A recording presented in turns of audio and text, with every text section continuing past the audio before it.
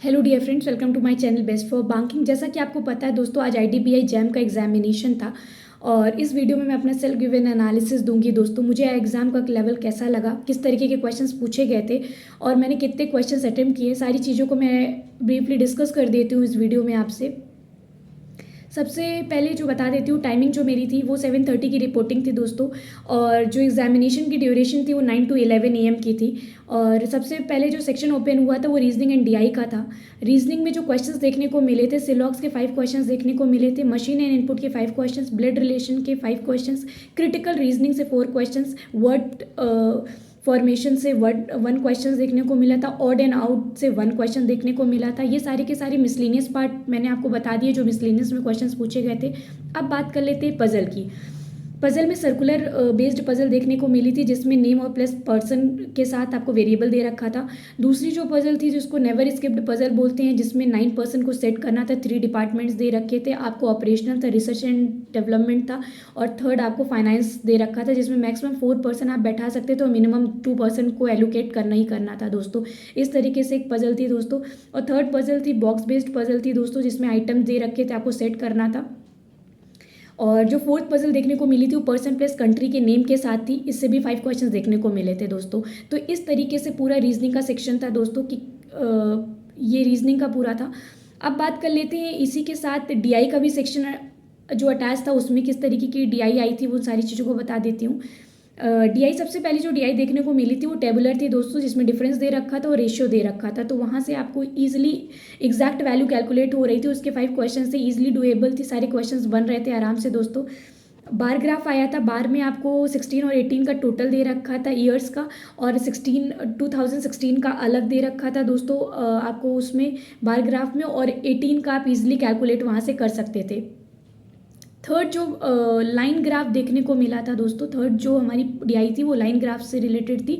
Line graph में जो division था दोस्तों वो आपका 5 का था, एक डिवीजन 5 का बन रहा था दोस्तों उसमें, क्योंकि जो वैल्यू थी वो 0 से 20 थी और बीच में जो डिवीजन दे रखे थे 4 का था। तो एक का जो सिंगल लाइन की जो वैल्यू आ रही थी वो 5 की थी। तो ये वाली जो डीआई थी दोस्तों, मतलब क्वेश्चंस कह सकते थे आपकी, 1-2 क्वेश्चंस ऐसे थे थोड़े से मॉडरेट लेवल के थे, बाकी सारे क्वेश्चंस डुएबल थे, इजी क्वेश्चंस थे दोस्तों। और जो मैंने इस सेक्शन में क्वेश्चंस टोटल अटेम्प्ट किए वो 20 क्वेश्चंस ही ओनली अटेम्प्ट कर पाए हैं दोस्तों, क्योंकि बात है मैंने आज जो अपना एग्ज़ाम स्टार्ट किया था वो डीआई के सेक्शन से कर दिया था, और जिसमें काफ़ी ज़्यादा एक डीआई में मेरा टाइम काफ़ी वेस्ट हो गया दोस्तों, क्योंकि उसके क्वेश्चंस काफ़ी लेंदी थे और जिसकी वजह से मेरे जो रीजनिंग के सेक्शन में क्वेश्चंस बनने थे वो काफ़ी कम हो पाए। तो इस तरीके से जो मेरे अटेम्प्ट रहे वो सिर्फ 20 क्वेश्चंस ही इस सेक्शन में रह पाए। अब बात कर लेते हैं इंग्लिश की। इंग्लिश में दोस्तों, इंग्लिश का जो लेवल था मैं बता दूं आपको, मॉडरेट लेवल था।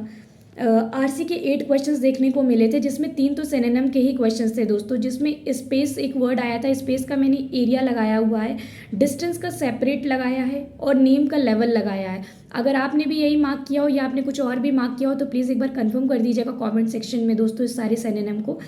और वर्ड स्वैप के 5 क्वेश्चंस देखने को मिले थे, क्लोज टेस्ट के 5 क्वेश्चंस देखने को मिले थे, एरर डिटेक्शन के 5 क्वेश्चंस देखने को मिले थे, पैरा जंबल के 5 क्वेश्चंस देखने को मिले थे, कॉलम बेस्ड 3 क्वेश्चंस देखने को मिले थे दोस्तों। कॉलम बेस्ड के क्वेश्चंस ईजिली चीज़ें लिंक हो रही थी, कोई टिपिकल नहीं था दोस्तों, बहुत ज़्यादा लेंदी सेंटेंसेस नहीं लिखे हुए थे। फ्रेज रिप्लेसमेंट के 3 क्वेश्चंस देखने को मिले थे दोस्तों। तो इस तरीके से जो पूरा लेवल लगा मुझे वो मॉडरेट लगा, और मैंने जो पैरा जंबल में सिर्फ स्टार्टिंग ही वाला क्वेश्चन से इंट्रोडक्टरी वाला ही किया है, जिसमें डी वाला मेरा इंट्रोडक्टरी बन रहा था। अगर आप प्लीज़ कंफर्म कर दीजिएगा अगर आपने पैरा जंबल अटेम्प्ट किया हो दोस्तों।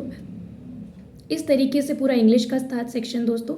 और जो नेक्स्ट सेक्शन आया था वो हमारा मैथ्स का खुला था दोस्तों। मैथ्स में मिसिंग के 5 क्वेश्चंस देखने को मिले थे और क्वाड्रेटिक इक्वेशन के 5 क्वेश्चंस देखने को मिले थे। डीएस के डेटा सफिशिएंसी के आपको 3 क्वेश्चंस देखने को मिले थे। अप्रॉक्सीमेशन के 5 क्वेश्चंस देखने को मिले थे, ईजिली डुएबल थे दोस्तों। और एक क्वेश्चन में काफ़ी लोग स्टक हुए हैं जिसका आंसर 8 आ रहा था, बट जो आपको राइट साइड में था वो एक्स का क्यूब पूछा गया था। तो कुछ लोग ये कंफ्यूज हो रहे थे दोस्तों कि 8 कोई ऑप्शन नहीं था, क्योंकि उसमें ऑप्शन 2 था, क्योंकि उसने पूछा था कि 8 का क्यूब कौन होगा। तो ये थोड़ा सा कन्फ्यूजिंग और थोड़ा सा ध्यान देने वाली बात थी दोस्तों इस क्वेश्चन पर। और अर्थमेटिक के जितने रिमेनिंग क्वेश्चंस थे दोस्तों वो अर्थमेटिक के थे, उन्होंने वेरिएबल भी पूछा था। एक टाइम मैंने वर्क का क्वेश्चन था जिसमें वेरिएबल था दोस्तों, और ईजिली बहुत ज़्यादा टिपिकल क्वेश्चन नहीं थे, मॉडरेट लेवल का ही था दोस्तों। तो इस तरीके से पूरे 40 क्वेश्चंस थे दोस्तों इसमें मैथ्स में। अब बात कर लेते हैं, जो लास्ट सेक्शन ओपन हुआ था वो जीएन कंप्यूटर का था। और मेरे जो इंग्लिश में अटेम्प्ट है दोस्तों वो मैंने अटेम्प्ट किए हैं 29 क्वेश्चंस, और मैथ में जो क्वेश्चंस मैंने अटेम्प्ट किए हैं वो 23 क्वेश्चंस अटेम्प्ट किए हैं दोस्तों। और जो लास्ट में सबसे सेक्शन देखने को मिला था वो हमारा जीएन कंप्यूटर का था। जीए में जो क्वेश्चंस आए थे दोस्तों, सबसे ज़्यादा जो करंट अफेयर्स का वेटेज था वो सितंबर, अक्टूबर, दिसंबर और जनवरी का था। और इधर के मंथ्स का वेटेज कुछ खास नहीं था। एक अस्थमा डे का अभी रिसेंट में उन्होंने थीम पूछी हुई थी, एक ये लेटेस्ट क्वेश्चन मुझे लग रहा था। और बाकी तो स्टैटिक से भी क्वेश्चंस पूछे थे कि आपके साथ ऑनलाइन फ्रॉड हो जाता है तो आप हेल्पलाइन नंबर, आप कोई क्वेश्चन इस तरीके का भी आया था, हेल्पलाइन नंबर से रिलेटेड क्वेश्चन था दोस्तों। और एक अफ़गानिस्तान और पाकिस्तान के बीच में जो बॉर्डरिंग लाइन है, उस बॉर्डर लाइन को क्या नेम से जानते हैं, कि स्टैटिक, बिल्कुल प्योर स्टैटिक का क्वेश्चन एक देखने को मिला था। और कंप्यूटर का लेवल भी काफ़ी इजी और डुएबल था अकॉर्डिंग टू मी दोस्तों, क्योंकि उन्होंने जो क्वेश्चंस पूछे थे वो जनरेशन बेस्ड पूछा था कि थर्ड जनरेशन में आप क्या यूज़ करते हो, जिसका आंसर इंटीग्रेटेड सर्किट था दोस्तों। और एक यूआरएल से क्वेश्चन आया था, उन्होंने पूछा था कि यूनिक आइडेंटिफायर लोकेशन को क्या बोलते हैं, तो वो यूआरएल से क्वेश्चन था। एक HTTPS का उन्होंने पूछा था कि एस का फुल फॉर्म क्या होगा, जहाँ पे सिक्योर इसका आंसर था। और एम्पटी क्लास का उन्होंने साइज़ पूछा था दोस्तों। इस तरीके से क्वेश्चंस थे, डुएबल थे, ईजिली बन रहे थे। और इसमें जो मैंने अटेम्प्ट लिए हैं वो 24 क्वेश्चंस का अटेम्प्ट लिया है टोटल मिलाकर दोस्तों। सो ये पूरी एनालिसिस थी, और जो पेपर का लेवल था अकॉर्डिंग टू मी मॉडरेट रहा दोस्तों। और बाकी दोस्तों रिज़ल्ट जैसा भी होगा दोस्तों ज़रूर आपके साथ शेयर करूँगी दोस्तों। और अगर आपने भी एग्ज़ामिनेशन दिया और आपको कैसा लेवल लगा, आपने कितने क्वेश्चंस पर सेक्शन बनाए हैं, सारी चीज़ों को आप मुझे कमेंट सेक्शन में बता सकते हैं। SNM को आप डिस्कस कर सकते हैं दोस्तों। कोई भी चीज़ है आप डिस्कस करना चाहते हैं तो ज़रूर कर लीजिएगा। मिलते हैं आपसे नेक्स्ट वीडियो में। Thank you and have a nice day.